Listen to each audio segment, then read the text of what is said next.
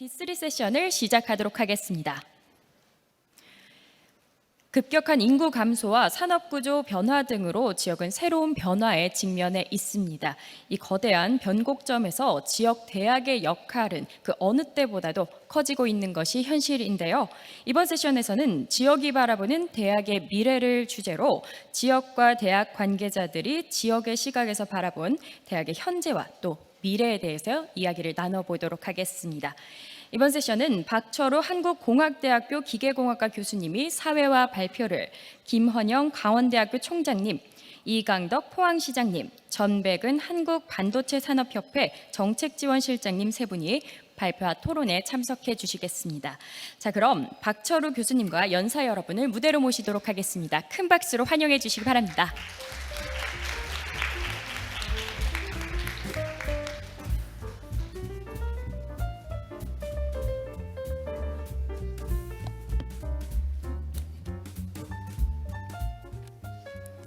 네, 그럼 박철우 교수님께 진행 부탁드리도록 하겠습니다. 네, 안녕하십니까. 저는 B-3 세션 사회자를 맡은 박철우 교수입니다. 저희 세션에는 우리 김헌영 강원대학교 총장님 참석하셨고요. 이강덕 경상북도 포항시 시장님 참석하셨습니다. 그리고 전백은 한국반도체산업협회 정책지원실 실장님 참석하셨습니다. 네, 저를 포함해서 세 분 모두 발제를 할 예정에 있습니다. 이번 B-3 세션의 경우에는 지역이 바라보는 대학의 미래라는 주제로 이제 진행될 예정입니다. 사회자께서 잠깐 소개해 주셨지만 사실 지역이 많이 어렵죠. 그래서 지역에서 지역 혁신을 통해서 삶의 질을 높이는 그런 지역을 만들고자 하고 있는데, 관련해서 대학이 어떤 역할을 하면 좋을까, 어떻게 해야 할까 하는 그런 주제를 발표하고 토론하도록 하겠습니다. 제가 사회를 보면서도 또 발제도 합니다. 그래서 첫 번째 발제자는 저입니다. 네, 제가 이 세션의 전체를 포괄하는 내용을 설명드릴 예정입니다. 네, 응원해 주시면 감사하겠습니다. 시작하겠습니다.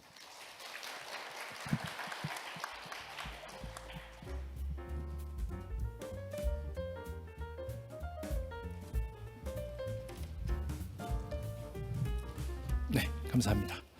제 사진을 보니까 수염이 좀 까뭇까뭇하게 난 게 수염을 잘 깎지를 못했네요. 좀 아쉬운 마음이 좀 듭니다.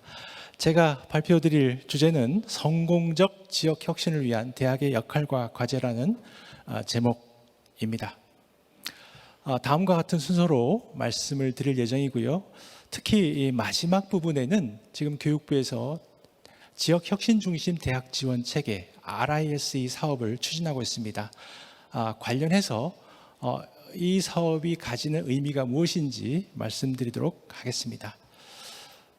제가 두 가지 문제를 좀 우선 공유할까 합니다. 우리나라의 경우에 인구 절벽 문제가 심각하죠. 과거에 많은 인구들이 이 시장에, 노동시장에 들어올 때 하고 지금은 상황이 많이 다릅니다. 그래서 산업별로 이 인적자원 불균형 문제가 심각하게 대두되고, 일부의 경우에는 산업의 허리가 과소공급되면서 산업 자체가 붕괴될 지경에 있고요. 특히 지역의 경우에는 서비스 산업의 경우에도 수급이 잘 안 돼서 지역 생활 산업이 위기를 맞고 있다 하는 점을 먼저 말씀드리고 있습니다.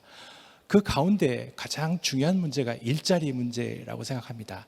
특히 중소기업의 경우에는 사실 여러 가지 어려움이 있지만 구인난 때문에 성장이 어려운 그런 기업들도 많이 있습니다. 아울러서 청년들은 양질의 일자리를 찾아서 옮겨 다니죠. 파랑새 신드롬이라고 합니다. 그래서 중소기업이 성장하지 못하다 보니까 오히려 또 양질의 일자리가 만들어지지 않는 그런 문제도 있습니다. 특히 대학의 경우에는 인구 절벽으로 인해서 대학 입학 자원 위기, 이로 인한 대학의 그 교육 품질 문제가 심각하게 대두되고 있습니다. 그런 가운데서 다시 2023년도에 우리가 지역 혁신을 이야기합니다. 정확하게 2003년도에 RIS, NIS 이런 이야기가 많이 있었습니다. 지역 혁신을 좀 정의를 하면 사실 지역의 혁신 자원을 최대한 끌어올려서 궁극적으로 지역 주민의 삶의 질 향상을 도모하는 데 있다고 하겠습니다.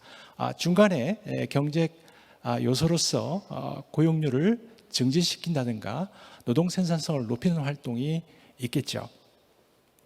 사실 RIS 정책이 태동되게 된 것은 NIS 정책, 국가 단위에서 혁신 정책을 하는 것보다 지역 단위에서 혁신 정책을 할 때 서로 혁신 주체들이 소통이 원활하게 이루어지고 보다 생산성 높은 혁신을 이룰 수 있다는 측면에서 RIS가 주목을 받았고, 지산학 협력 체제를 통해서 기술 혁신을 추진하고 그리고 스타트업과 스케일업을 통해 지역 발전을 이루겠다 하는 것이 이제 지역 혁신의 핵심입니다.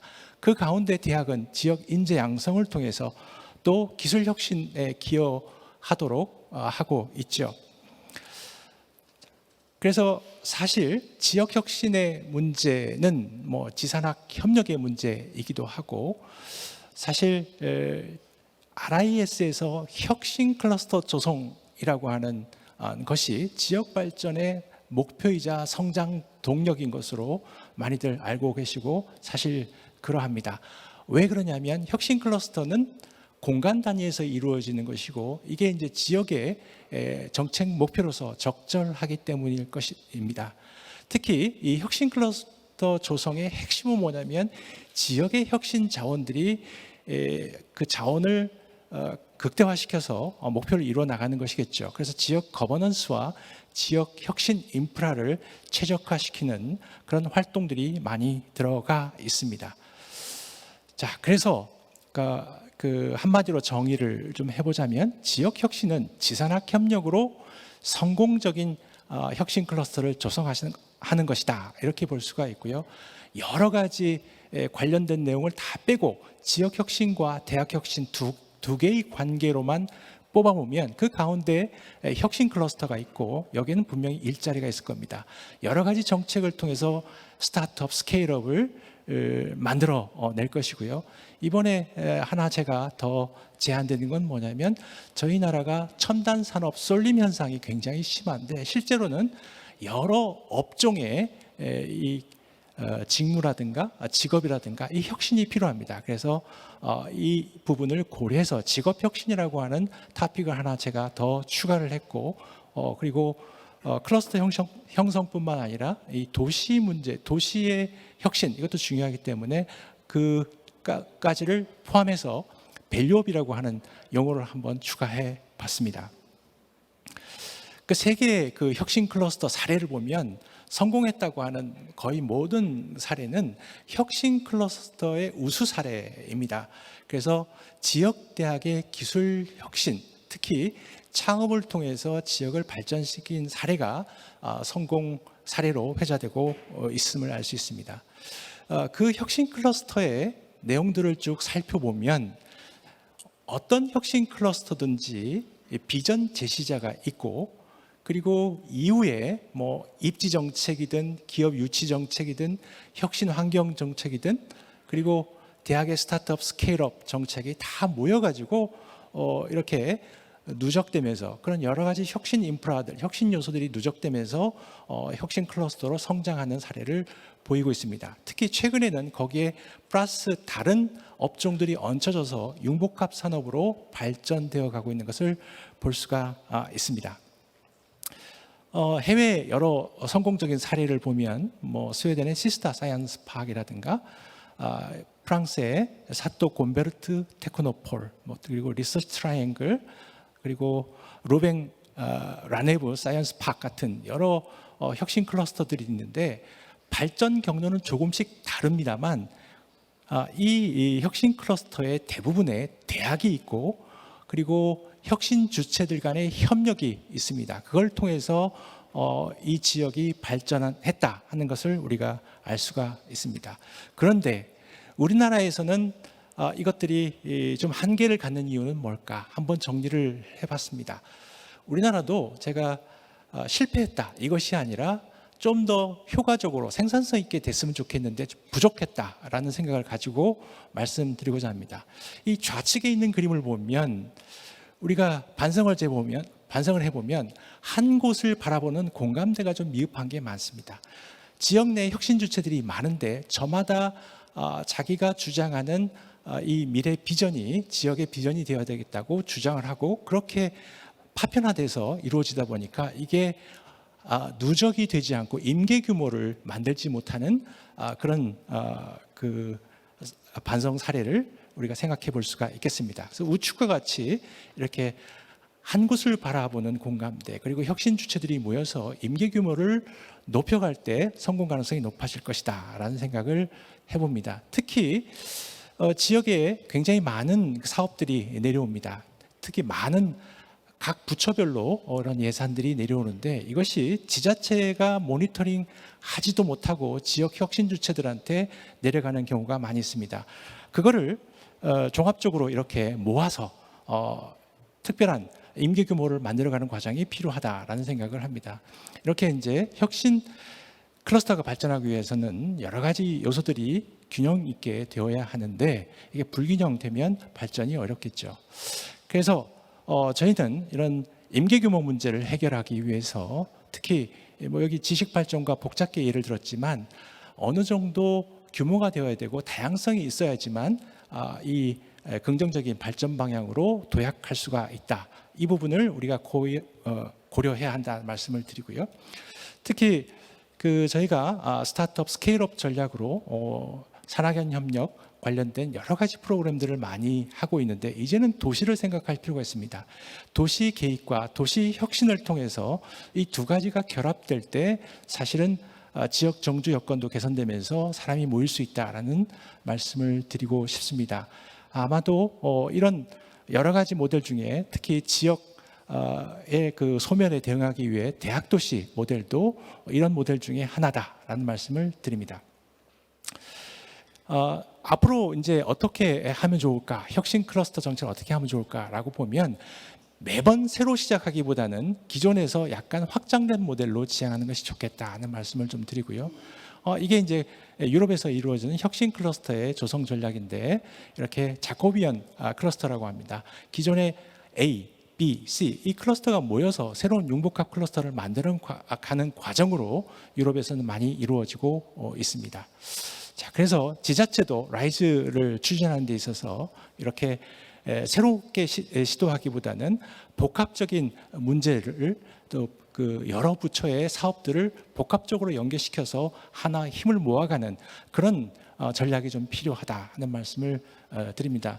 이렇게 이제 혁신 클러스터를 조성하는데 뭐 다른 부처들이 다 메인이 될 수가 있고 사실 이제 교육 정책이 일부가 될 수 있을 수도 있습니다. 그렇지만 이런 혁신 클러스터를 이 프로젝트로 정의하고 그리고 인적 자원이 잘 연결돼서 발전될 수 있다면 이것이 이제 서브로 참여하는 부처의 사업이라도 메인이 될 수 있다라는 생각을 합니다. 그래서 비전 제시자가 먼저 사업을 제안해서 지역 혁신이 이루어지지만 결국엔 조직이 주도하고 완전한 이게 전체가 공유할 때 완전한 혁신이 이루어질 수가 있습니다. 그래서 예를 들어서 지자체가 비전을 주도하고 지역 혁신 주체가 연계돼서 협업하고 그리고 지역민들에게 다 참여 공유되고 공감되면서 참여할 때 완전한 혁신이 이루어질 수 있다라는 생각을 해봅니다. 그래서 이 공간을 두고 양질의 일자리 문제와 삶의 질 문제 이 두 가지를 잘 결합시키면서 생각을 하면서 대학의 정책들이 이루어질 필요가 있다 하는 말씀을 드립니다. 특히 이번에 이제 교육부에서 라이즈 사업을 지역에 지원하고 있습니다. 모든 권한을 지역에 이관하고 예산도 꽤 많은 액수를 지원하고 있습니다. 이게 갖는 의미가 무엇일까라는 생각을 해봤는데 사실 지역 혁신과 고등교육 정책은 매우 연결되어 있습니다. 그래서 대학이 지역 혁신에 큰 기여를 해야 된다는 것은 굉장히 중요한 의미다라는 생각을 갖고 있고, 그래서 라이즈라고 하는 그 RIS의 플러스 에듀케이션 한 의미는 이런 측면에서 긍정적이다라고 보고요. 특히 라이즈 추진 과정에서 이 중앙부처의 정책을 지역 단위에서 거버넌스로 이제 그 효율성을 제고할 수 있도록 이 협업을 만들어내는 이런 환경을 라이즈가 지향하고 있습니다. 그런 점에서 의미가 있고요. 특히 여러 부처가 협업이 잘 안 되는데 교육부에서 이걸 지역의 권한을 이양하고 예산을 이양한다 하는 것은 굉장히 의미 있는 그 결정이다라고 생각하고 있습니다. 그리고 앞으로 라이즈를 통해서 지역 고등교육위원회가 신설이 될 텐데 지역 대학들이 지자체를 중심으로 모여서 협업하고 임계 규모를 만들면서 지역 발전을 도모하는 것이 굉장히 중요하다. 그런 측면에서 라이즈가 잘 정착될 수 있기를 기원해 봅니다. 감사합니다.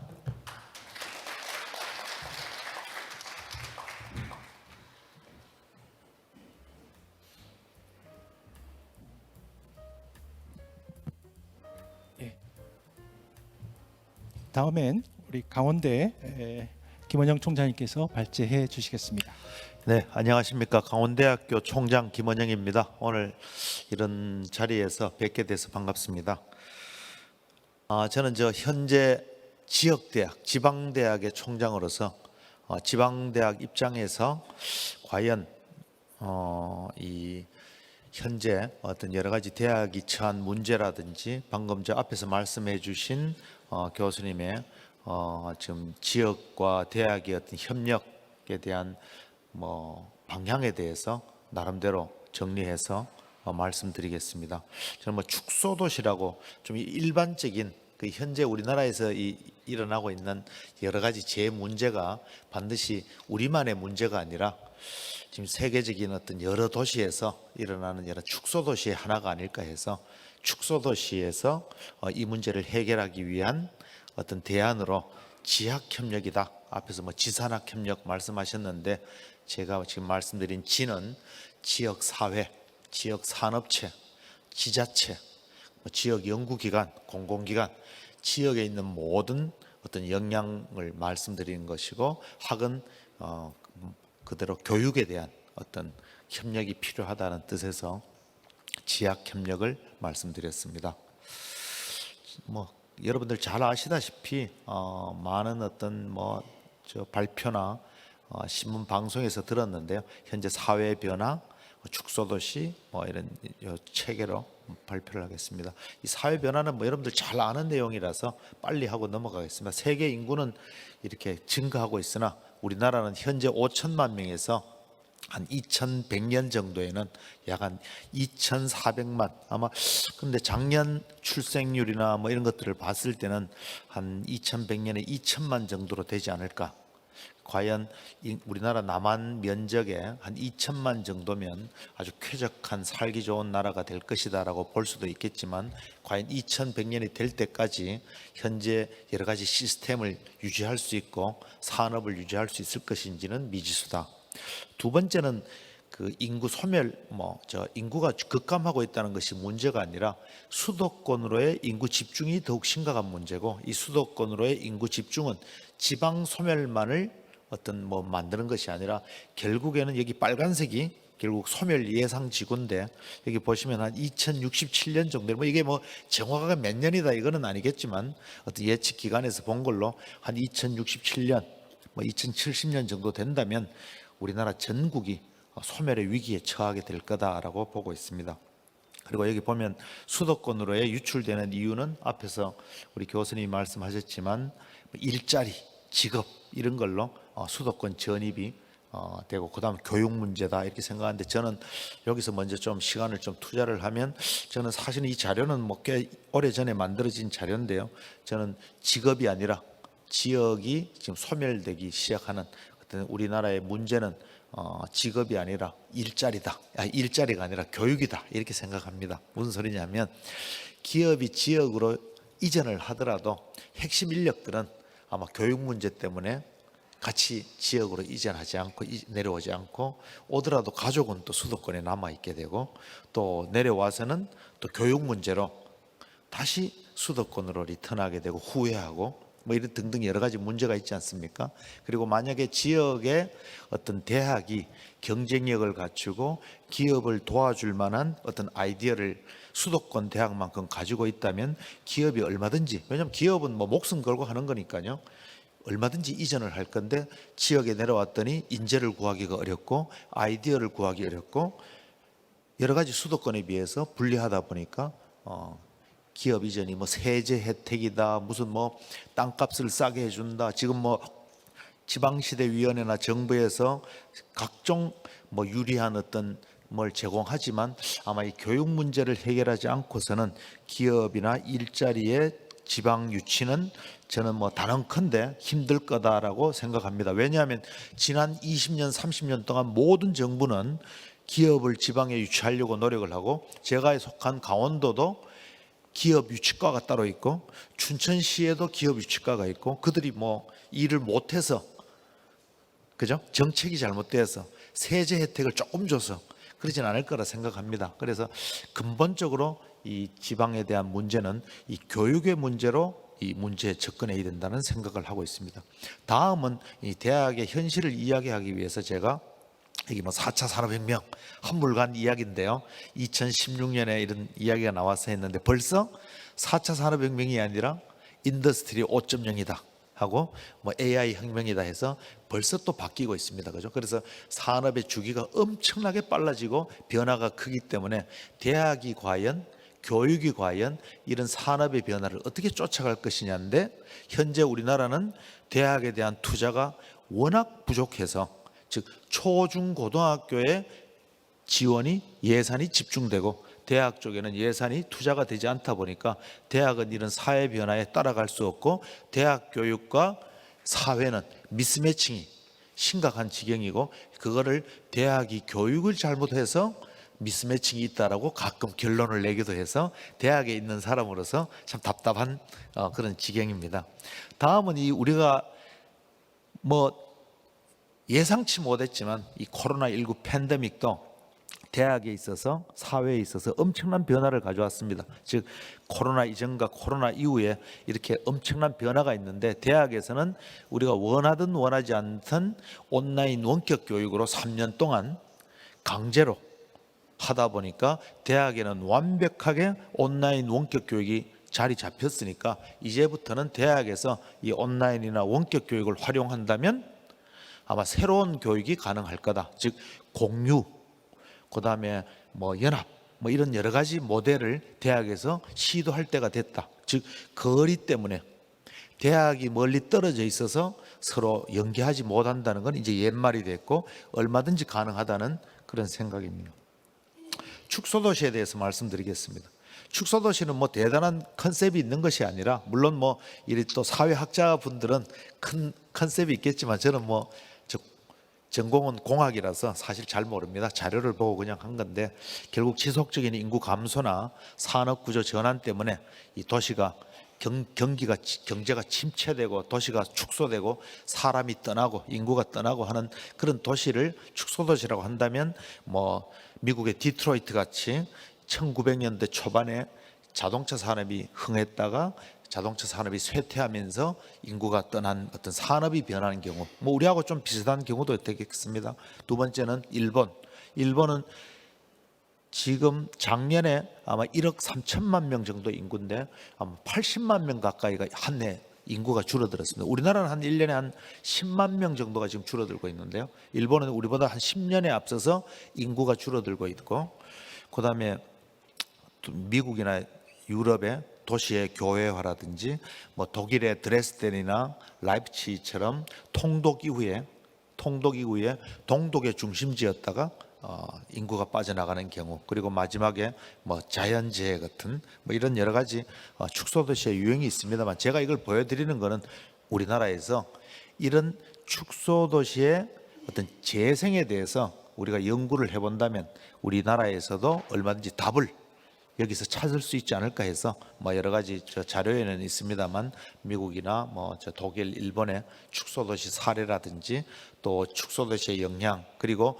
축소도시에 대해서 어떻게 대응할 것인가, 뭐 스마트 축소를 할 것인가, 컴팩트 시티화를 할 것인가 등등 여러 가지 ESG 경영 전략이라든지 독일의 어떤 도시 개조 프로젝트라든지 일본의 컴팩시티 정책 같은 거를 우리가 좀 분석해보고 또 그 연구한다면 우리나라도 어떤 좀 답을 찾아낼 수 있지 않을까. 그냥 일자리를 늘린다라든지 어떤 기업을 유치한다든지 뭐 이런 문제만은 아니지 않겠는가라는 생각합니다. 우리나라도 뭐 몇 분 도시 만들기다 해서 제가 우리 강원대학교는 사실은 캠퍼스가 춘천, 삼척, 도계 세 군데의 캠퍼스가 현재 있습니다만 도계를 한 10분 도시로, 대학 도시로, 아름다운 대학 도시로 만들겠다는 지금 뭐 프로젝트도 하고 있는데요. 아마 이런 것들이 지역에서 지금 노력하고 있는 사례 중에 하나라고 생각합니다. 다음은 대학의 현실입니다. 즉 인구가 줄고 학생들은 혹은 청년들은 수도권으로 몰려가고 지역은 지금 청년 인구가 완전히 지금 공동화되고 있고, 그다음에 4차 산업혁명으로 인해서 대학과 사회는 미스매칭이 일어나고 또 코로나로 인해서 여러 가지 대학의 환경이 바뀌는 현실 가운데서도 이 좀 몇 가지 좀 집중해서 대학의 현실을 보여드리면, 현재 우리나라의 대학 입학 자원은 한 50만 명 가까이 됩니다. 50만 명 정도 되는데 현재 대학 입학 자원은 한 40만 명인데요. 이게 한 2030년을 정점으로 한 2040년까지 한 20만 명으로 줄어들 거다. 왜냐하면 뭐 작년에 태어난 출생아 수가 한 24만 명, 5만 명 되니까 그 중에서 한 70%가 대학에 진학한다고 봤을 때는 대학 입학 자원은 한 20만 명밖에 되지 않지 않겠습니까? 그래서 이 2030년에 대폭락기가 눈앞에 두고 과연 지금부터 5, 6년 동안 대학은 체제를 완전히 바꿔서 이 대폭락기를 대비해야 되는 그런 심각한 지금 저 상황에 처해 있다. 그리고 아마 교육부에서는 그런 것 때문에 계속 뭐 저 구조개혁을 해왔습니다만 라이즈 체제를 도입하고 글로컬 대학 사업을 지금 추진하고 있는 중으로 알고 있습니다. 두 번째입니다. 대학은 너무 어렵습니다. 반값 등록금 정책이다 뭐 해서 대학은 현재 등록금을 올릴 수가 없습니다. 정책적으로 정부에서 이 14년째입니다. 여기 보면 2008년도 이후에 등록금은 계속 동결돼 있습니다. 이게 과연 뭐 왜 이런지 사실 잘 모르겠는데요. 14년째 돼서 실질 등록금은 국공립대가 한 25%, 사립대는 23% 정도 동결돼 있어서 대학 사립대는 사실은 등록금 의존도가 한 70% 정도 됩니다. 그러니까 등록금이 15년째 동결돼 있다는 말은 대학들이 새로운 교육 시스템, 새로운 교육을 어떤 트라이 해볼 수 있는 그런 근거가 없는 거죠. 이건 사실은 대학만의 문제가 아니라 학생들에게, 그다음 우리나라 사회에 똑같이 악영향이 전달되겠죠. 제대로 된 교육을 받을 수가 없으니까요. 그 다음에 이제 고등교육 재정인데, 우리나라의 그 과연 고등교육에 대한 투자가 제대로 되고 있느냐를 이 막대 그래프를 보시면 초등학생 한 명한테 투자되는 공교육비는 13,000불 정도 되고, 중고등학생 한 명한테 투자되는 공교육비는 17,000불까지 가까이 되는데, 대학생 한 명한테 투자되는 공교육비는 11,000불밖에 안 됩니다. 이게 전 세계에서 우리나라만 이렇습니다.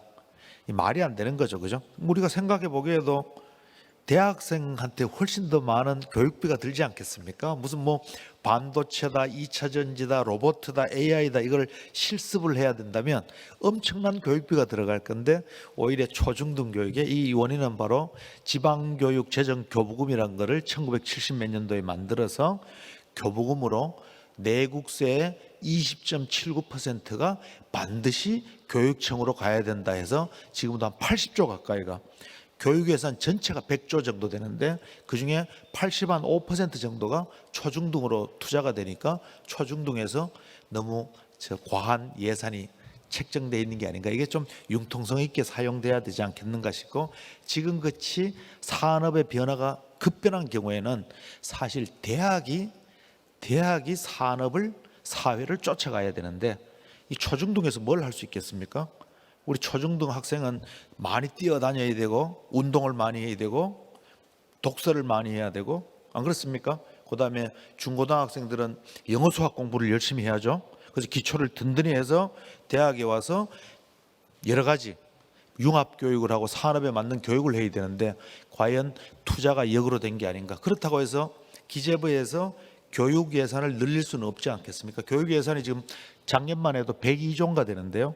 이걸 뭐 교육 투자는 세계적으로 엄청납니다. 하지만 불균형이다. 초중등의 교부금으로 묶여 있어서 남는 돈이 고등교육에 투자가 되고 초중등 예산의 한 10분의 1 정도, 10분의 1 정도가 대학에 400개, 대학이 우리나라의 대학이 400개입니다. 400개 대학에 10조 정도 예산을 가지고 지금 이 운영이 되고 있다는 것이니까요. 심각한 지경이고, 대학이 과연 이 산업의 변화나 우리나라의 어떤 여러 가지 문제를 해결할 수 있는 역량을 갖출 수 있겠는가, 심각한 문제라고 생각합니다. 게다가 학생이 주니까 이 미충은 뭐 지금 저 대학에서는 물론 뭐 경쟁력이 있는 수도권 대학은 그렇지 않지만 지방 대학의 경우에는 학생을 모셔오기 급급하고, 그리고 또 대학의 경쟁력은 점점점 어렵고, 교수님들을 뭐 반도체라든지 아니면 뭐 로봇 AI 관련된 교수님을 국립대학 조교수 연봉이 6천만 원이 안 되는데 과연 10년 이상 외국에서 공부하신 분들을 기업체로 가면 뭐 몇억 이상의 월급을 받을 건데 과연 몇 천만 원, 대학 대기업의 학사 출신의 초봉이 안 되는 월급으로 그런 인력들을 모셔올 수 있겠는가. 그러니까 계속 악순환이 계속되는 겁니다. 심지어 뭐 대학 무용론이다 해서 뭐 삼성 아카데미, 뭐 카카오 스쿨, 뭐 포스코 이 사실은 제가 여기서 잠깐 말씀드리면 여기에서 3개월, 6개월 코스를 받은 인재들이 대학 졸업생 석사보다 실력이 좋다. 당연히 좋죠. 여러분들 뭐 대학 다닐 때 6개월씩, 여러분들 대학 다닐 때 4년 혹은 6년 다니실 때 공부했는 양을 시간으로 계산하시면 아침 9시부터 저녁 6시까지 6개월 동안 공부했는, 그 정도 공부하셨습니까? 아니죠? 뭐 미팅도 하시고 뭐 술도 먹고 당구도 치고 놀죠.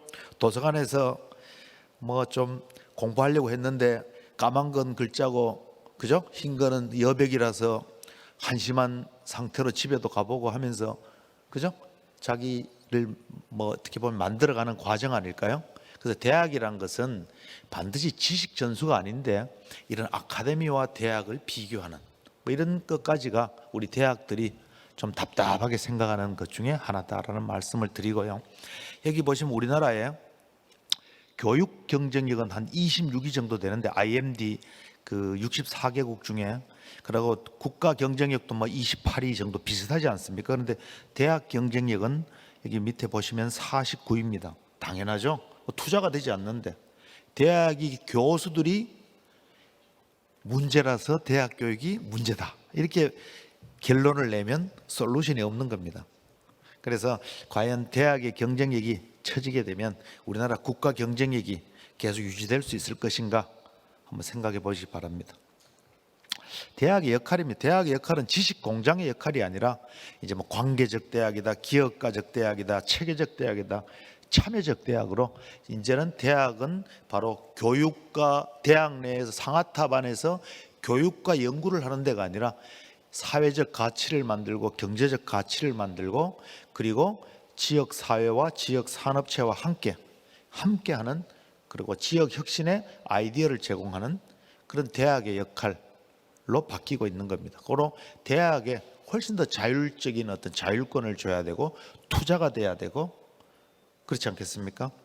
근데 이것도 마찬가지인데요. 뭐 트리플 헬릭스다, 쿼드러플 헬릭스다인데 정부와 대학과 산업체와 그다음 지역 사회까지 맞물려서, 헬릭스는 이제 비꼬는 거죠. 그래서 이 맞물려 있는 거지. 뭐 서로 대학이 여기에 뭘 주면 여기서는 뭘 받고 이런 관계가 아니라 이거는 완전히 한 몸체가 돼서 같이 이루어져야 지역이 혁신된다는 뜻입니다. 세계적인 도시에는 반드시 세계적인 대학이 있습니다. 여러분들 세계적인 도시에 대학이 없는 데를 하나 말씀해 보시죠. 이따 질의응답 시간에. 저는 없다고 생각합니다. 세계적인 도시는 반드시 세계적인 대학이 있다. 이건 뭐 제가 장담할 수 있습니다. 그리고 우리나라의 이 그래프는 우리나라의 대학의 분포도입니다. 제가 한번 뭐 좀 324개 대학을 점을 한번 찍어봤습니다. 이 대학을 경쟁력이 없는 선택과 집중으로 경쟁력이 없는 대학을 문 닫게 할 것입니까? 대학 하나가 없어지면 그 대학 주변에 있는 상권, 학생 직원들, 학생들은 뭐 다른 데 가면 되겠죠. 직원들, 교수들 뭐 어떡할 겁니까? 아마 대학을 인구가 준다고 대학을 줄이는 것보다 대학 하나를 없앨 때 들어가는 사회적 비용, 사회적 갈등 훨씬 더 클 거다. 왜 우리는 이미 만들어진, 잘못 만들어졌더라도 이미 만들어진 시스템을 활용해서 뭐 다 잘해보겠다는 어떤 그런 쪽으로 이렇게 생각을 바꿀 수는 없을까? 즉 우리나라는 대학을 베이스로 해서 뭔가를 좀 추진해보자, 이런 것으로 한번 생각을 좀 변화시킬 수는 없는가? 400개나 있으니까 경쟁력이 있는 대학은 살리고 경쟁력 없는 대학은 지원을 안 하겠다, 이런 거는 훨씬 더 조금 구시대적인 발상이 아닌가라는 생각을 합니다. 독일입니다. 왼쪽 그래프는 히든 챔피언 기업의 수고, 오른쪽은 대학의 분포입니다. 정확하게 일치한다. 즉 대학과 기업이 한 몸체가 돼서 히든 챔피언을 만든 거다라는 그래프가 되겠습니다.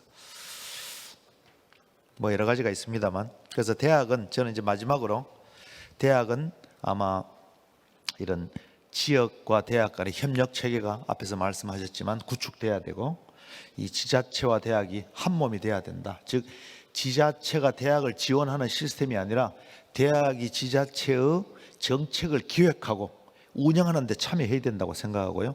그리고 대학은 아까 앞에서 말씀드렸지만 공유연합 협력을 할 수 있는 공유대학 시스템을 만들어서, 이제는 뭐 전라도, 서울 뭐 전혀 관계없어요. 우리나라 땅덩어리는 아주 좋고 얼마든지 원격 교육 시스템이나 시스템을 이용한다면 이 공유대학을 활용할 수 있다고 생각합니다. 그래서 대학에 공유대학이 있어야 되고, 그 공유대학의 중심에는 뭐 제 생각입니다만 저는 국립대학이 있어야 된다고 생각합니다. 그래서 국립대학은 백화점식으로 인문, 사회, 문화, 예술, 디자인, 스포츠 같은 것들을 다 망라해서 갖추고, 사립대 쪽은 좀 더 그 지역 산업에 맞는 특성화된 분야를 갖추고, 이런 어떤 기본 과목, 기초 과목은 대학에서, 국립대학에서 제공을 해주는 어떤 뭐 그런 역할론 같은 거, 대학이 그 설립 목적에 따라서 다 그 기능이 다르기 때문에 대학들은 그 역할론으로 아마 공유대학 시스템을 만든다면 대학을 베이스로 해서 지학협력 체계가 되고, 아마 현재 지방의 기업들이 몰려올 거다, 저는 뭐 그렇게 확신합니다. 그리고 외국의 사례처럼 세계적인 도시가 될 수 있는 그런 여건이 이 대학으로부터 만들어질 거다, 이런 생각을 하고 있습니다. 약간 초과했는데 죄송합니다. 감사합니다. 네, 수고하셨습니다. 다음은 이강덕 경상북도 포항시 시장님께서 발제해 주시겠습니다.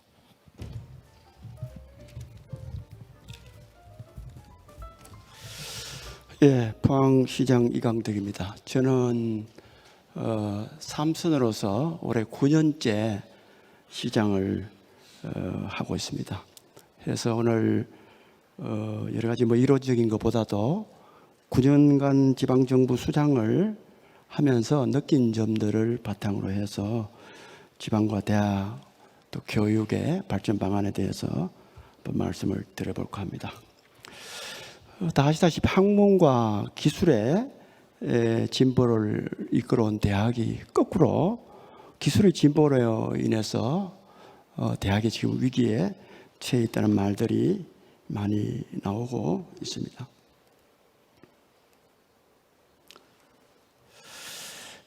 과학기술의 발전으로 인류가 새로운 시대로 몰려가고 있습니다. 인공지능이 사람의 머리를 대체하고 또 로봇이 인간의 노동을 대신하게 되는 방향으로 가고 있습니다. 바이오 테크놀로지를 통해서 인간의 수명이 계속 연장돼 가고 있습니다. 이것으로 인해서 우리 인간 사회가 정말 이 지식과 노동 수명으로 이렇게 존재 가치를 인정받던 그러한 것들이 근본적인 위협을 받을지 모른다 하는 그런 우려가 확산되고 있습니다. 1990년대 말에 인간의 지식이 인터넷을 통해서 네트워크로 연결되면서 4차 산업혁명 시대가 태어났습니다. 대부분의 지식과 정보가 빅데이터로도 연결이 되고 AI가 그것을 학습을 하면서 인간의 지성을 추월하고 있는 상황입니다. 로봇이 인간의 노동력을 대체해서 어쩌면은 인간이 필요 없는 그런 시대가 올 수도 있을 것 같습니다. 바이오 테크놀로지로 인해서 인간의 수명은 끝없이 연장을 해 가고 있습니다. 특히 그 중에서 이 AI 기술이 발전이 돼서 앞으로 우리가 근본적인 인간의 위협받지 않겠나 하는 그런 논란이 많이 생기면서 AI 개발을 중단하는 그런 찬반 논쟁까지 생기게 됐습니다. OECD 고용정보보고서가 올해 7월 달 나온 거에 의하면은 일자리 27%가 AI로 대체될 것이다. 특히 법학이나 법률이나 의학이나 고소득 전문직이 가장 위협을 받을 것이다. 이렇게 예측을 합니다. 스티브 위저니악이라든지 일론 머스크라든지 인류학자 유발 힐라리라든지 많은 사람들이 AI에 대한 철저한 통제를 할 필요가 있다. 이렇게 해서 개발을 일시 중단할 것을 요청을 하고 EU에서도 인공지능 규제 법안을 통과를 시켰습니다. 대학도 역시 AI 발달과 지나칠 수 없는 문제에 봉착해 있습니다. 국내외 대학 등에서도 인공지능 활용에 대한 논란이 많이 있는 것으로 알고 있습니다. 그러나 이러한 기술의 확산을 막기보다는 기술을 합리적으로 수용을 하고 올바른 활용 원칙을 제시하는 쪽으로 되어가고 있습니다. 이러한 세계적인 상황에 더불어서 우리나라 대학과 지방은 더 큰 위기를 가지고 있습니다. 앞서 두 분의 발표도 있었습니다마는 저출생, 지방 소멸 이런 것들이 지방과 대학 모두의 존립 자체에 큰 위협을 주고 있습니다. 아까 나온 거하고 비슷하네요. 이 2117년이 되면은 우리나라 인구가 30% 감소가 될 것으로 예측을 하고 있습니다. 어쩌면 이것보다 더 빨리 진행이 된다고 보고 있습니다. OECD 38개국 중에서 출산율이 현재 1명 미만인 것은 우리나라 뿐입니다. 이제 국가 소멸 위기가 현실화되고 있다. 저는 이렇게 생각합니다. 청년 인구가 우리 포항의 경우에 도 서울로 굉장히 많이 올라가고 있습니다. 수도권 전체가 청년 인구가 지방에 비해서 55.5%가 있지만은 포항은 불과 0.8%, 50만으로 인구가 한 1% 정도는 있어야 되는데 0.8%에 불과한 그런 실정입니다. 대기업 편중을 보면은 가장 적나라한 결과로 볼 수가 있는데요. 1000개, 매출액 기준으로 1000개 기업 중에서 743개가 수도권에 있습니다. 구체적인 매출액으로 보면은 약 87%가 서울에 있습니다. 비수도권은 213개, 매출액 기준으로는 10몇 프로에 불과합니다. 13.1%에 불과합니다.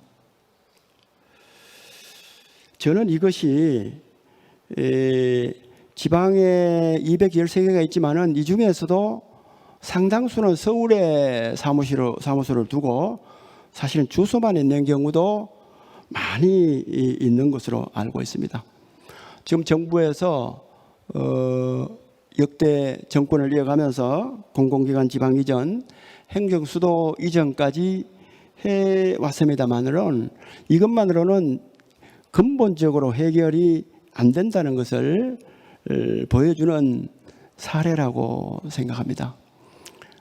대학도 문제고 여러 가지 문제지만은 저는 인구 감소, 지방 소멸, 국가 소멸에 대처할 수 있는 것은 이 가장 중요한 권한을 가진 기관을 지방으로 골고루 보내는 거라고 생각합니다.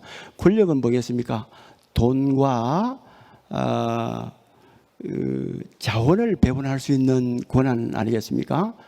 돈은 대부분 중앙정부와 대기업이 갖고 있는 것이고 자원 배분 권한도 역시 대기업과 중앙정부가 가지고 있습니다. 이러한 권한을 가진 것을 지방 중요 거점으로 적절히 배치를 해서 그 거점을 중심으로 돈이 배분되고 권한이 배분되도록 해야 지방이 살고 저출생을 근본적으로 변화시킬 수 있다 이렇게 생각을 합니다. 그래서 정부가 지금 여러 가지 공공기관 이전 정책이나 이런 것에만 몰두할 것이 아니라 대기업 분산, 지방 분산 정책을 적극적으로 해줘야 된다. 그다음에 역대 정권마다 말로만 하던 연방제 수준의 지방 분권 이런 것들을 실질적으로 일어날 수 있도록 해줘야 된다고 생각합니다. 물론 단위는 어느 단위가 좋을 건지는 그것은 뭐 제가 정확하게 말씀드리기 어렵습니다만은 그 두 개가 되지 않는 이상 대학도 계속적인 존립이기, 지방 소멸은 계속 가속화가 될 거다 이렇게 생각합니다. 청년 솔림 현상, 이것은 악순환 고리가 끊기지 않고 계속 연결돼 가고 있습니다.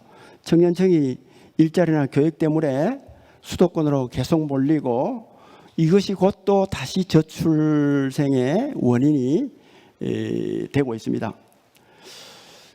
지방은 일자리가 부족하고 청년이 유출돼서 소멸 위기에 처하고 수도권은 주거와 교통, 환경 문제로 또 어렵고 이러한 것들이 계속 악순환되는 고리를 끊지 않을 경우에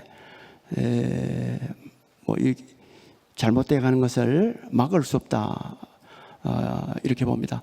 포항시도 연간 한 2,600명 정도가 수도권으로 최근 연도에 분석해 보면은 유출이 됐습니다. 올해 같은 경우에는 1월부터 현재까지 한 3,000명 정도가 수도권으로 빠져나갔습니다. 학령 인구도 앞서서 교수님 총장님 발표하셨지만은 정말 우려스러울 정도로 감소를 하고 있습니다. 2040년이면은 대학이 40% 문을 닫아야 되는 상황입니다. 포항도 출생아 수가 매년 한 200명 정도가 감소를 하고 있습니다. 그래서 대학 스스로도 여러 가지 자구책을 강구하지 않을 수 없는 그런 상황입니다. 한마디로 대학과 지방 모두가 절체절명의 위기입니다. 우리 지역에 중요한 포스텍과 한동대라는 두 개 대학이 있습니다. 그중에 졸업 이후에 우리 지역, 우리 도 단위까지 포함해서 남는 인원은 포스텍이 약 9%, 한동대가 12%뿐입니다. 많은 수가 서울로 유출되고 있습니다. 수도권까지 포함하면은 더 엄청난 인원이 그렇게 되고 있습니다. 나머지 지방 거점 국립대도 자퇴라든지 이런 것들이 계속 이루어져서 지역 경쟁력을 약화시키고 지방 소멸을 계속 가속화시키고 있습니다. 저는 포항의 사례를 중심으로 해서 여러 가지 방안을 소개를 하겠습니다. 지금 추진 중이거나 계획 중인 사례들입니다.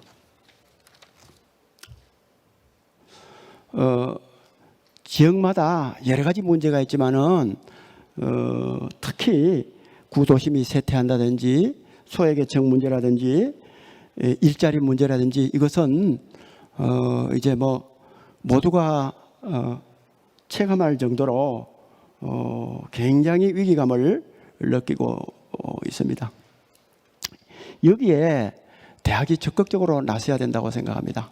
우리 지역에 있는 한 대학인 한동대에서 지금 계획하고 저희 시와 함께 내년부터 추진하는 사업입니다. 이번에 한동대학은 교육부에서 추진하는 글로컬 대학에 예비 지정됐습니다.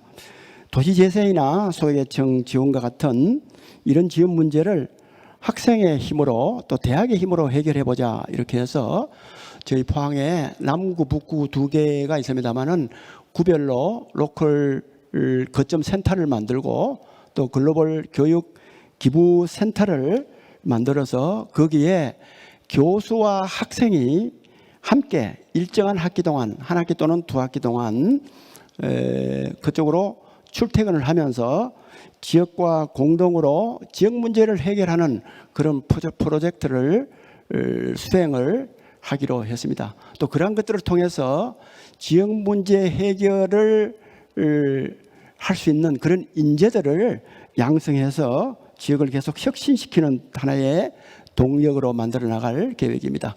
또 산업과 연계해서 공동 프로젝트를 수행해서 이렇게 나갈 생각입니다. 이 부분이 단지 우리 포항만 있는 것이 아니라 울릉 지역까지 포함해서 주변 지역, 대학도 없고 아무것도 없는 울릉 지역까지 한동대가 진출을 해서 인구 문제라든지 환경 문제라든지 에너지나 교육 문제 등도 함께 도와가는 방향으로 해가고 있습니다. 포스텍도 이번에 저희 이 지역에 있는 대학으로서 글로컬 예비 지정이 된 사례입니다. 포스텍에서는 이런 글로컬 연합센터를 만들어서 글로컬 대학으로 최종 지정이 되면은 중점적으로 추진하기로 한 사항입니다. 포스텍이 중심이 되고 도단에 있는 주요 대학들을 전체 또는 권역별로 묶어서 가능한 한 많은 대학이 참여하에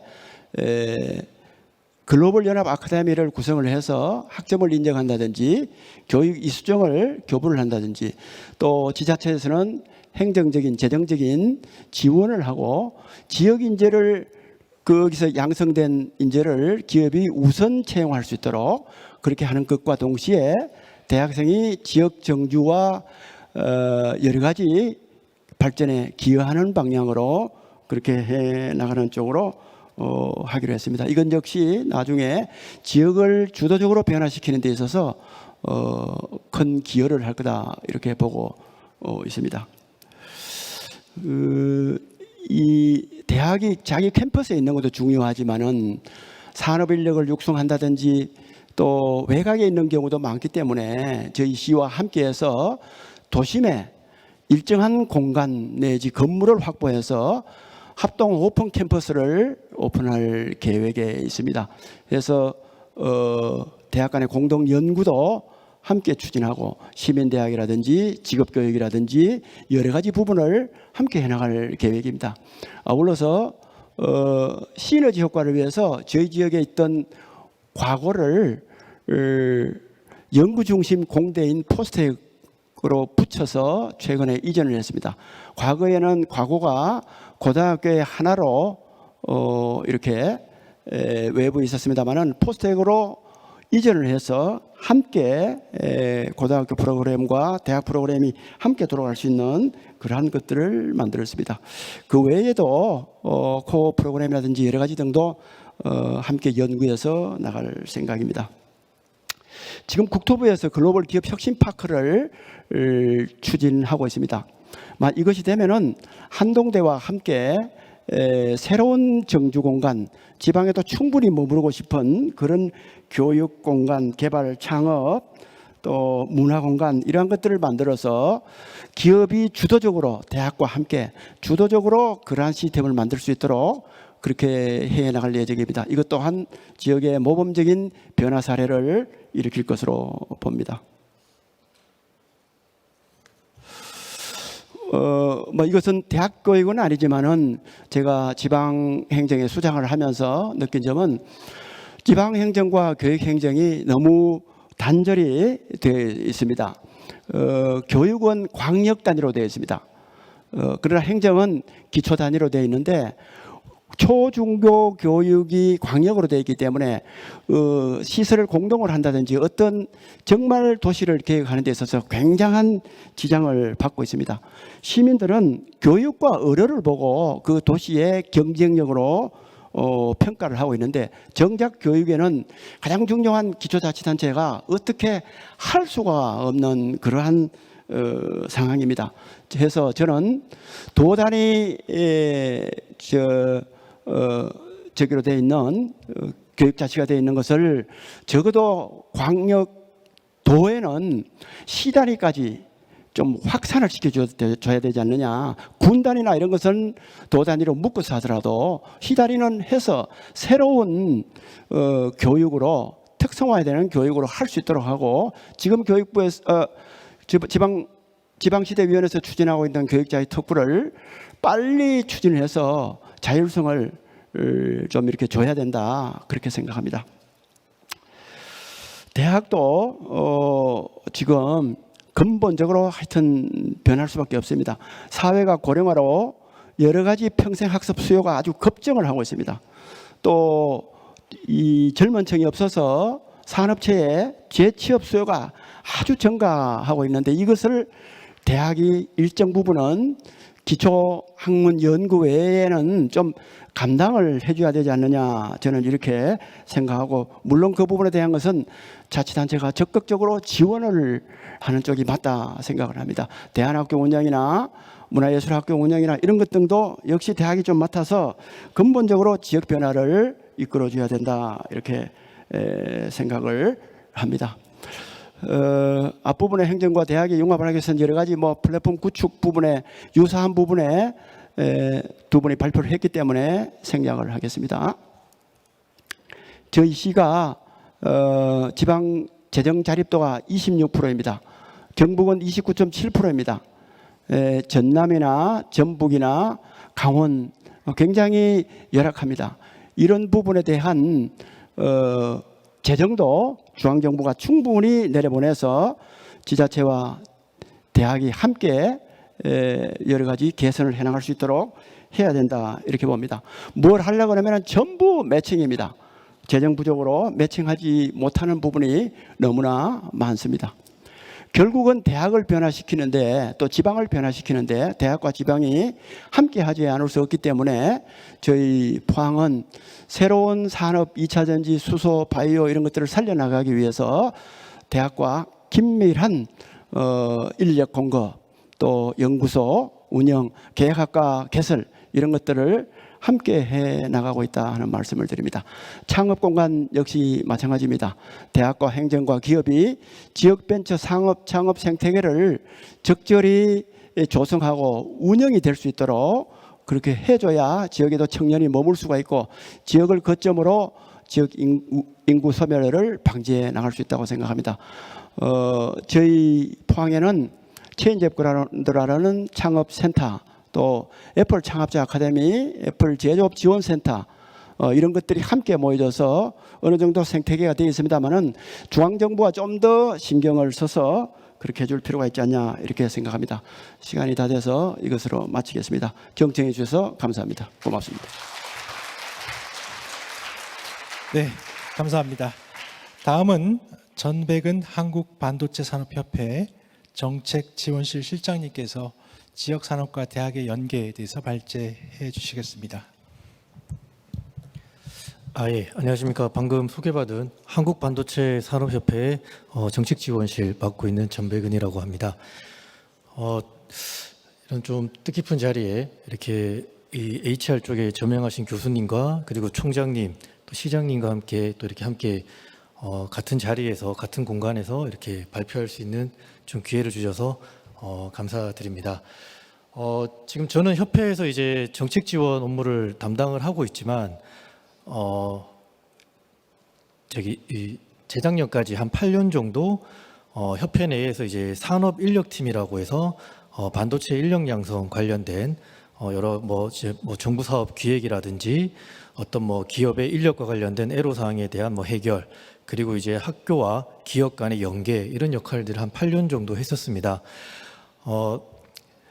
초반에는 제가 이제 한 10여 년 전에 이제 인력 업무를 처음 맡으면서 반도체 칩 설계에 특화된 석사 인력 양성 사업을 산업부로부터 예산을 이제 한 40억 정도 받아서 이제 그게 이제 점차 예산이 증가해서 이제 마지막에는 한 70억까지 늘어났었는데요. 그런 이제 칩 설계에 특화된 이제 석사 인력 양성 사업을 이 산업부 사업으로 좀 이제 제가 사업 책임자를 맡아서 추진한 적이 있습니다. 그때만 해도 그 사업에 참여했던 이제 대학들이 한 16개 정도가 있었는데 적절히 수도권 대학과 지방 대학들이 컨소시엄이 잘 구성이 돼서 사업이 운영이 되었고, 그때만 해도 이제 지방에 계시는 우리 반도체 칩 설계 전공하시는 교수님들께서 대학원생을 이렇게 확보하시는데 그렇게 큰 어려움이 없었습니다. 오히려 그런 지방의 어떤 대학원에서 이런 석박사 과정을 마치신 분들이 물론 대기업으로 이제 삼성이나 하이닉스와 같은 대기업으로 취업을 하신 분들도 계시지만 또 이제 중견기업으로도 많이들 또 취업을 하셨습니다. 이제 여기 계신 분들 중에 이제 그 정부 지원, 교육부든 이제 과기부든 정부 지원의 인력 양성 사업을 수행하시는 이제 학교나 기관에 계신 분들은 잘 아시겠지만 항상 이런 얘기 많이 들으실 겁니다. 정부 지원을 통해서 인력 양성 사업, 채용 연계 사업을 했는데 왜 이 학생들이 다 대기업을 가나요? 그래서 중소중견기업으로 취업이 되는 학생분들이 좀 많으면 그 사업이 이제 성공했다라고 평가를 받고 정부 지원을 받은 의미가 있다, 이런 평가를 많이 좀 받습니다. 그런데 이제 그 사업이 이제 그런 식으로 좋은 평가를 받다가 이제 5년이 끝나고 다시 유사한 사업으로 시작이 됐습니다. 지방에 계신 교수님들께서 사업에 지원을 많이 하시지 못하셨습니다. 그런데 또 일부 지방에 있는 지역 대학에서는 몇몇 분들이 애쓰셔가지고 그 사업에 참여하시기 위해서 예산을 확보를 하셨습니다. 예산을 확보를 하셨는데 가르칠 분이 학교에 마땅치가 않는 등의 이유로 상당히 이제 이 사업을 그 학교가 운영하는데 상당히 좀 어려움이 좀 많았던 것 같습니다. 그러니까 예산은 어느 분께서는 예산을 가져오셨지만 그 예산을 집행하고 교육하셔야 되는 분 쪽에서는 어려움이 상당히 많으셨던 거죠. 왜? 이제 지방에 있는 대학에서 대학원 학생이 확보하는 게 상당히 어려워져 있었습니다. 이미 이제 예전부터 계속 이제 위기 경보가 왔지만 그 학력 인구 감소, 그리고 또 대학원 진학을 예전 대비 많이 하지 않습니다. 그러다 보니까 이 수도권에 있는, 서울에 있는 이 대학원에는 또 지방에 학부를 마친 분들이 또 위로 많이 올라오시게 됩니다. 그러면서 이제 이 지방 대학이 상당히 좀 어려움을 좀 이렇게 겪는 모습을 좀 지켜봤었고, 그리고 또 이제 얼마 전에 이제 제가 이제 좀 반도체 쪽에만 있다 보니까 좀 반도체 관련된 이야기로 주로 좀 예시를 들어서 설명을 좀 드릴 수밖에 없을 것 같은데요. 지금 현 정부에서 상당히 이제 반도체 산업에 대해서 지원과 관심을 아끼지 않고 있습니다. 이 교육부도 작년 7월 달에 반도체에 특화된 인력 양성 정책을 좀 발표를 해 주신 바가 있습니다. 깜짝 놀랐습니다. 제가 아는 교육부는 항상 이제 어떤 특정 산업보다는 어떤 형평성의 논리로 정책을 펼치는 부처라고 알고 있었는데, 교육부에서 반도체 인력 양성 대책을 발표할 만큼 많은 관심을 좀 가져주셨습니다. 그래서 이제 지방에 있는 대학들이 어떻게든 반도체를 가지고 학교가 경쟁력을 확보하기 위해서 여러 이제 정부가 지원하는 반도체 관련된 뭐 반도체 특성화 대학, 뭐 반도체 전공 트랙 이런 사업에 많은 이제 지원들을 좀 하신 걸로 알고 있는데 그렇게 하셨지만 결국은 이제 좀 그런 지역에 특화된 그런 이제 반도체 인력보다는 다 대기업 이제 삼성 하이닉스 위주의 어떤 교육을 과정으로 이렇게 제안을 좀 하셨던 걸로 제가 좀 봤었습니다. 이제 그러다 보니 이제 또 이런 수도권에 있는 대학과 경쟁해서 조금은 좀 경쟁력이 좀 떨어질 수밖에 없었던 뭐 그런 상황들을 봤는데 제가 좀 소두가 너무 길었습니다. 제가 준비한 자료는 몇 장 되지 않고요. 제가 준비한 자료를 설명드리려다 보니 먼저 이제 제가 좀 경험했던 내용들에 대해서 좀 길게 설명을 좀 드렸습니다. 예. 이제 그 이번 정부에서 이제 작년 7월달에 작년 8월달인가요? 그 국가첨단 전략산업특별법이라는 거를 이제 시행을 했습니다. 이제 그 안에는 국가첨단 전략산업 특화단지를 지정을 해서 그 지정된 특화단지에다가 정부가 상당히 좀 많은 지원, 그 안에는 이제 인력 양성이 포함되어 있습니다. 이제 그런 정책을 발표를 했고, 그리고 이제 2019년도에 일본 그 소부장 수출 규제 이슈로 인해서 또 소부장 특별법이 만들어져서 소부장 특화단지 지정도 이렇게 진행이 되고 있습니다. 근데 이제 이렇게 뭐 정부에서 뭐 첨단 전략산업 특화단지, 첨단 전략산업은 반도체, 2차 전지, 바이오, 디스플레이 이렇게 4개 산업이 있습니다. 첨단 산업 특화단지가 있는 지역, 소부장 특화단지로 지정된 지역만 뭔가 이 지역 대학이 뭔가를 해야 된다. 뭐 이런 설명을 드리려고 이걸 가져온 건 아니고, 물론 이제 반도체, 경기도 용인 평택에 이 반도체 특화단지가 지금 지정이 되어 있습니다. 이 특화단지가 지정되는 과정에서 상당히 이제 많은 전국의 대부분 이제 지자체에서 이 반도체 특화단지 유치를 위해서 상당히 좀 많은 노력들을 해 주셨습니다. 하지만 이 결국은 삼성전자와 SK하이닉스가 있는 이 용인 평택 중심으로 특화단지가 지금 지정이 될 수밖에 없었고, 그리고 이제 또 3월달에 올해 3월달에 이제 그 또 정부에서 이 용인시 이동읍 남사읍 중심으로 해서 시스템 반도체 클러스터 300조 투자 계획 발표가 있었습니다. 사실 그 발표 보고 저도 깜짝 놀랐었는데, 아마 기존에 지금 삼성전자는 이미 용인하고 평택, 화성에 반도체 제조 시설이 구축이 되고 구축 중에 있습니다. 그리고 SK하이닉스는 용인 원산면에 이제 구축 예정이고, 또 이제 이천 그리고 청주에 이제 제조 시설이 있습니다. 그런데 더 이상 정부가 경기도 내에다가 반도체 삼성과 하이닉스가 시설 투자를 하고자 하는 그 지역을 경기도에다가 다시 이렇게 지정을 할 거라고는 저희도 생각을 못했습니다. 지역 균형 발전 이슈가 워낙 있기 때문에. 근데 이번 정부에서도 이 용인에다가 또 삼성전자 300조 투자를 하도록 국가 산단으로 지정까지 해 주셨습니다.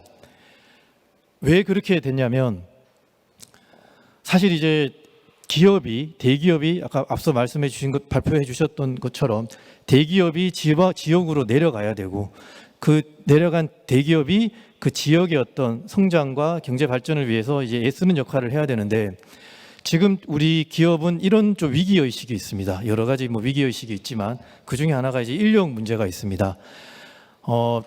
현실은 이제 이 지역에 있는 이 학생들이, 우수 인력분들이 다 이렇게 수도권 서울로 이렇게 올라오고 있고, 학력 인구는 줄어들고 있고, 그런데 물론 반도체에는 굴지의 대기업이 있지만 이 반도체 관련 이 공학을 전공하신 분들은 반도체 회사만 가진 않습니다. 예. 우리나라에는 이런 공학을 전공하신 분들이 갈 수 있는 기업들이 반도체 말고도 많이 있습니다. 실질적으로 반도체 회사에 있다가 IT 회사, 게임 회사 쪽으로 이직하신 분들이 상당히 많습니다. 그리고 이 우수 인력에 대한 글로벌한 경쟁이 벌어지다 보니까 또 우수한 인력들은 굳이 우리 국내 기업이 있지 않습니다. 다 이제 해외의 글로벌 기업으로 많이들 또 가십니다. 그런 위기의식 속에서 삼성전자가 평택 사업장에 있는데 이제는 평택 사업장에도 이 수도권 출신 학생분들이 내려오지 않겠다라는 이제 그런 이제 분위기가 만들어지면서 삼성이 이제 상당히 이제 위기 의식을 가지게 됐고, 그러다 보니 어쩔 수 없이라는 표현은 좀 그렇지만 결국 그냥 정부가 용인에다가 한 번 더 반도체 대형 시설을 투자할 수 있는 그런 이제 계획의 좀 발표가 되었던 것 같습니다. 그래서 이 인력 문제 계속 이제 악순환이죠. 예, 대기업이 지방으로 지역으로 내려와서 그 지역 경제가 살아나고 지역 인재가 그 기업으로 이제 취업하는 그런 구조가 돼야 되는데 그런 구조를 따라가지 못하고 결국은 이 이미 과밀화되어 있는 수도권에다가 이런 이제 반도체 제조 시설을 이렇게 또 구축하게 되었습니다. 하지만 그 외에 이제 산업들은 이제 이렇게 지역에 지역별로 분포가 되었고, 아마 여기에 이제 특화단지는 아니지만 또 이제 각 지역별로 그 특화된 산업과 기업들을 지원하기 위한 많은 정책들을 고민 중이신 걸로 알고 있습니다.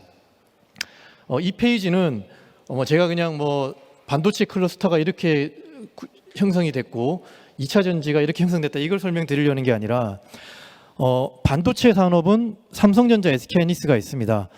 그 회사만 있는 게 아닙니다.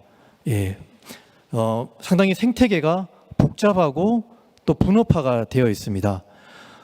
예를 들어서 반도체 공정에 필요한 장비들이 있습니다. 이제 기계입니다, 기계. 근데 반도체 공정에 특화된 장비들이 있습니다. 그런 장비들을 하는 기업들은 지역에 충남 쪽에 이렇게 좀 어느 정도 기업들이 포진이 되어 있습니다. 그리고 반도체 공정에는 상당한 많은 가스와 케미컬들, 온갖 종류의 가스와 케미컬들이 사용됩니다. 그런 온갖 종류의 가스와 케미컬들을 제조하는 회사들은 수도권으로 이 환경 규제 등 이슈로 인해서 수도권으로 들어올 수가 없습니다. 그래서 충북 쪽 혹은 이제 뭐 경북, 뭐 울산 이런 쪽에 화학 단지가 있는 쪽에 또 기업들이 포진이 되어 있습니다. 그런 기업들도 이 삼성전자, SK하이닉스의 시설 투자로 인해서 수혜를 보고 성장할 수 있는 기업들이고, 근데 그런 기업들은 이렇게 또 지방에 있습니다. 그런데 이런 산업의 생태계에 대한 이해가 잘 되어 있지 않는 상태에서 모든 대학들이 그냥 반도체 특성화 대학으로 우리가 지정받아서 반도체 인력을 양성할 거야. 하지만 그 안에 내용들을 보면 그냥 대기업 중심의 교육 과정들밖에 없는 겁니다. 그래서 이 우리 지역 대학이 어느 정도 그 지역에 있는 기업, 산업과 연계해서 뭔가 역할을 하기 위해서는 이 산업에 대한 이해가 충분히 되셔야 될 것 같고, 그 지역에는 그 산업의 그 생태계, 분업화된 생태계 내에서 어떤 분야가 우리 지역에 있느냐, 그럼 그 우리 지역에 있는 이 산업의 이 기업에는 어떤 인력들이 필요하고 어떤 직무가 있는지에 대한 그런 분석이 필요하지 않을까, 그걸 좀 말씀드리고 싶어서 이 페이지를 좀 준비를 했습니다. 반도체도 이제 여기 구미 같은 경우에는 이미 구미에는 뭐 여러 이제 반도체 소재를 양산하는 회사들이 구미에 포진이 되어 있다 보니까 이렇게 구미가 이렇게 반도체 특화 단지로 좀 지정이 될 수 있었던 것 같습니다. 하지만 이런 회사들이 있다라는 거는 잘 모르십니다. 반도체 다 워낙 이제 대기업만 많이들 아셔서. 하지만 이 반도체를 가지고 무언가를 하신다. 그러면 이런 뭐 소재 쪽도 있고 장비 쪽도 있다. 2차 전지는 제가 잘 모르지만 2차 전지의 생태계는 반도체보다 더 복잡합니다. 예, 그리고 더 많은 분야별로 적절한지는 지켜봐야 되겠지만 또 지역에 따라서 좀 특화된 또 2차 전지 특화 단지가 좀 지정이 됐었습니다. 예, 계속 말씀드렸지만 뭐 선호기업 편중 심각해지고 있습니다. 우리 산업계는 지금은 이제 이런 말씀을 이런 공식 자리에서 드려도 되지만, 이제 예전에는 제가 이제 인력 업무를 하면서 이런 공식적인 자리에서 교수님들이 많이 계신 자리에서 우리 산업이 요구하는, 산업이 필요로 하는 교육을 학교에서 해주세요. 그러면 학교에서는 이런 말씀을 많이 하셨습니다. 우리가 왜 특정 산업, 특정 기업을 위한 인력 양성을 왜 우리 대학에 해야 돼? 우리 대학은 학문을 하는 곳이야. 예, 물론 중요합니다.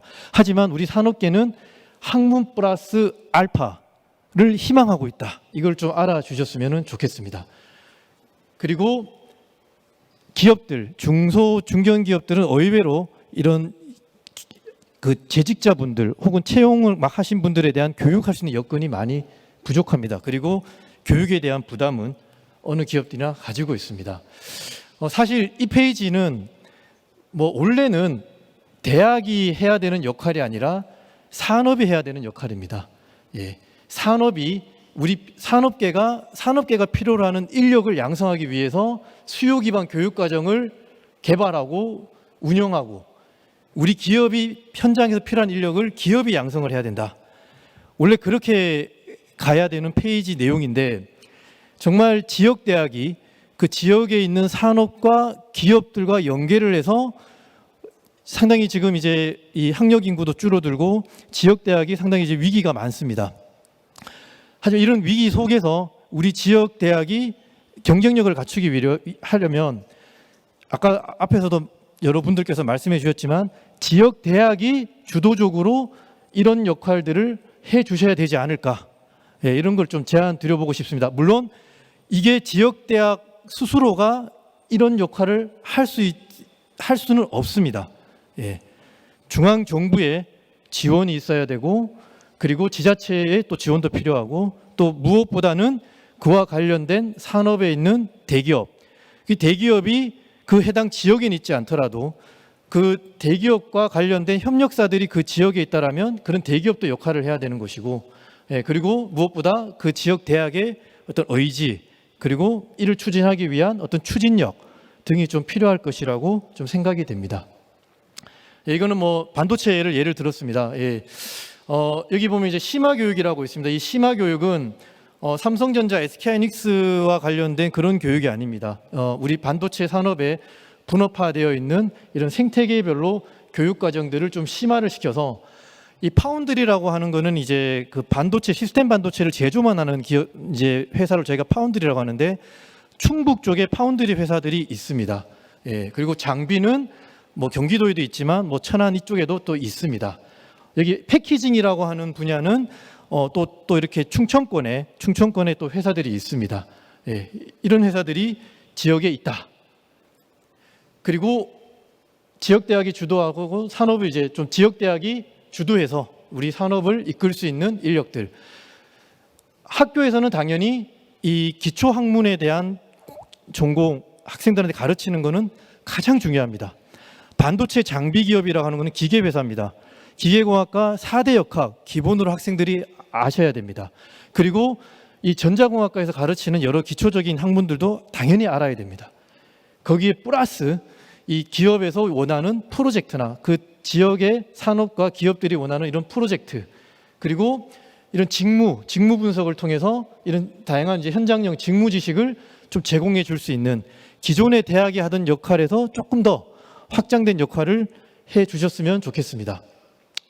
이것도 그 지역 대학만이 할 수 있는 건 아니지만 예, 그 지역에 맞는 전문 인력 양성 플랫폼도 구축을 하고 그리고 이제 지역에 있는 산업과 그 기업의 어떤 고경력자분들을 활용할 수 있는 사실 이제 반도체 교육을 할 수 있는 분들이 그렇게 많지는 않습니다. 그런 반도체 대기업에서 필요로 하는 교육을 하실 수 있는 교수님들은 계시지만 좀 특화된 분야의 교육을 하실 수 있는 분은 사실 많지 않습니다. 그런 기업의 어떤 고경력자 분들과 연계가 필요할 것 같습니다.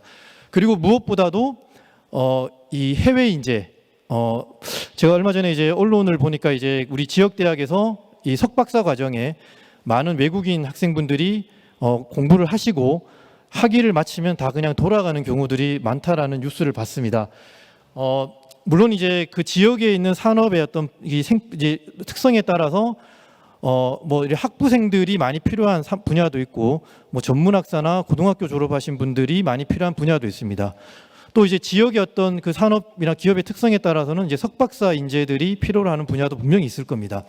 그런 영역 같은 경우에는 좀 해외와의 협력을 통해서 이런 좀 해외의 인력들이 우리나라에서 석박사 과정을 마치고 가능하면 우리나라 기업에 이렇게 머물 수 있도록. 근데 이걸 이렇게 하려면 이제 풀어야 될 또 숙제가 상당히 많죠. 이런 해외 인력들이 우리나라에서 잘 정착할 수 있는 법 제도 개선이 먼저 선행이 돼야지 가능한 일인데 지금 정부에서는 해외 우수 인재들이 유치하고 그들이 잘 우리나라에 정착할 수 있는 그런 부분에 대한 정책 검토 추진이 진행되고 있는 걸로 알고 있습니다. 예, 결국 앞서 다 말씀드린 걸 정리를 하면 좀 이제는 이 지역 대학이 경쟁력을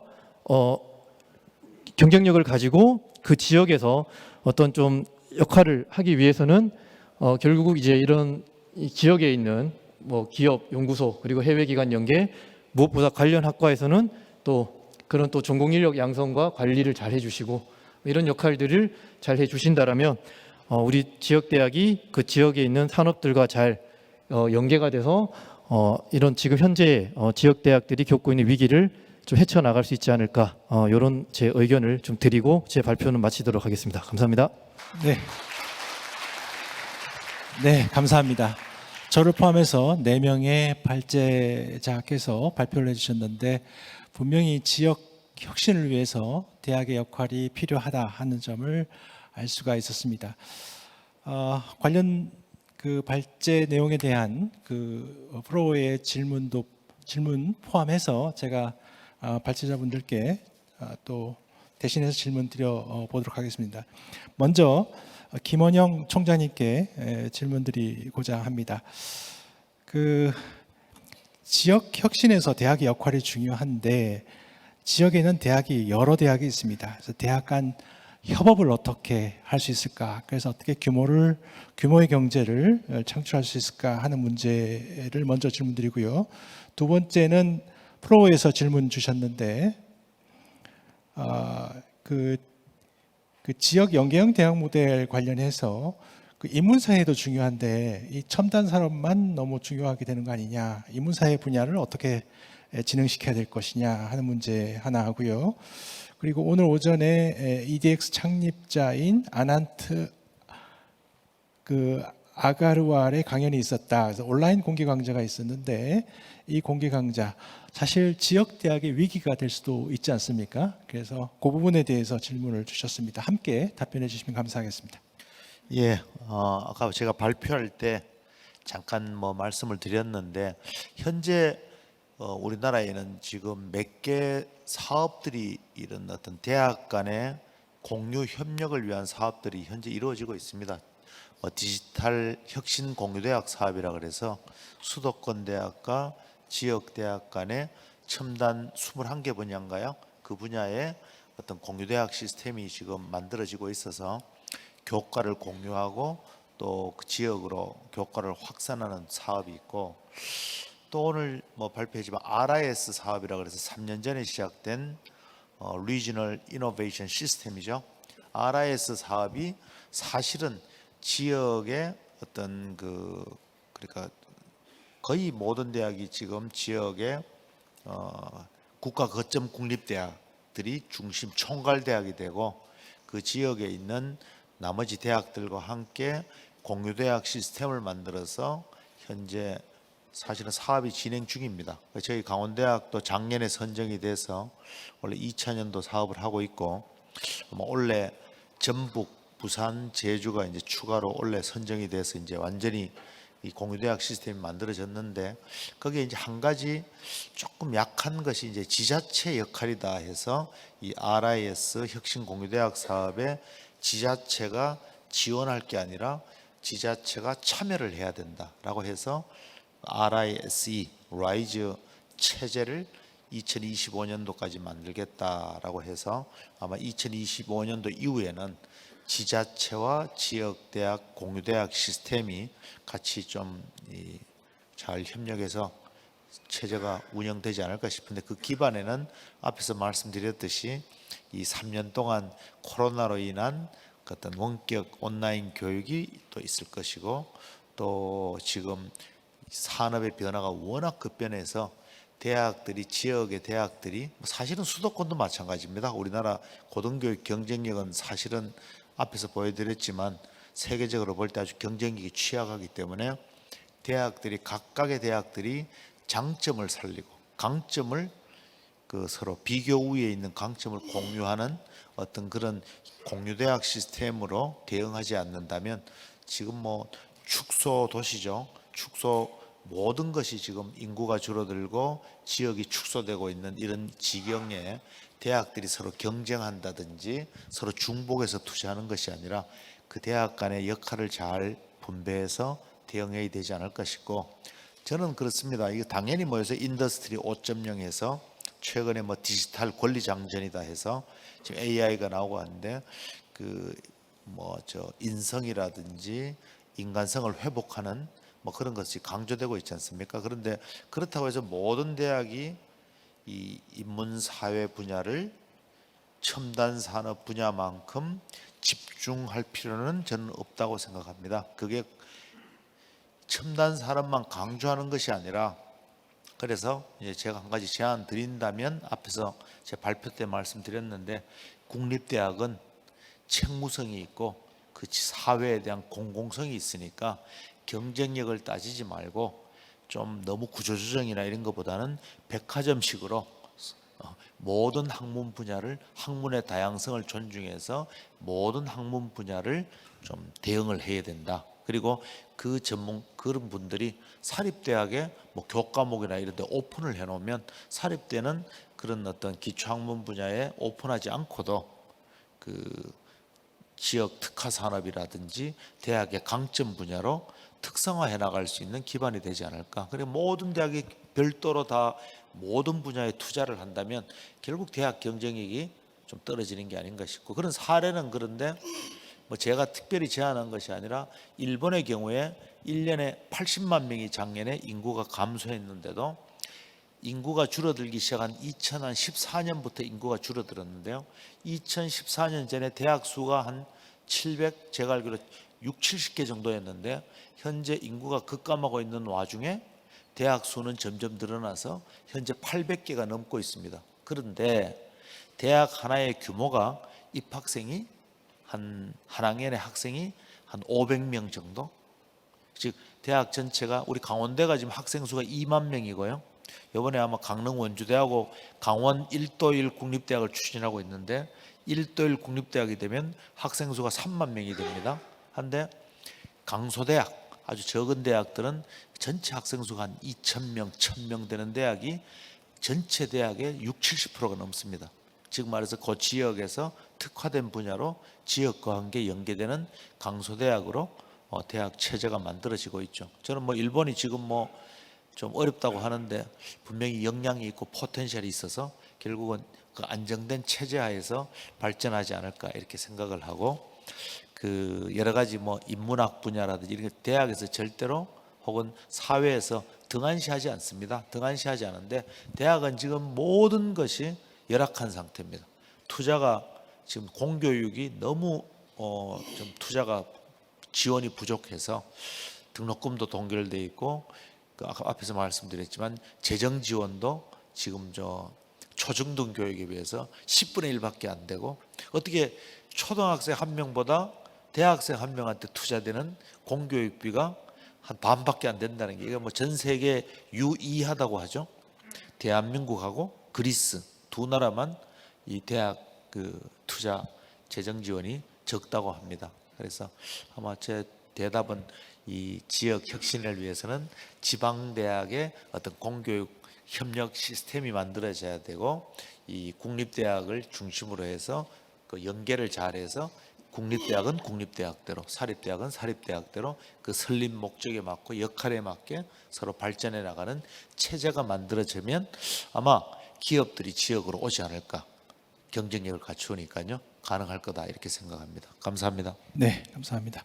저 앞에 보이는 저 빨간 것이 시한폭탄 시간이 지금 지나고 있습니다. 네, 다음은 우리 이강덕 시장님께 좀 여쭤보고 싶은데요. 질문이 들어온 것이, 대부분 지방대학은 지역 연계가 어렵다. 지방대학이 살아남기 위해서 지자체에서 지원할 수 있는 방안들이 어떤 것이 있는지 궁금하다 이렇게 말씀하셨는데요.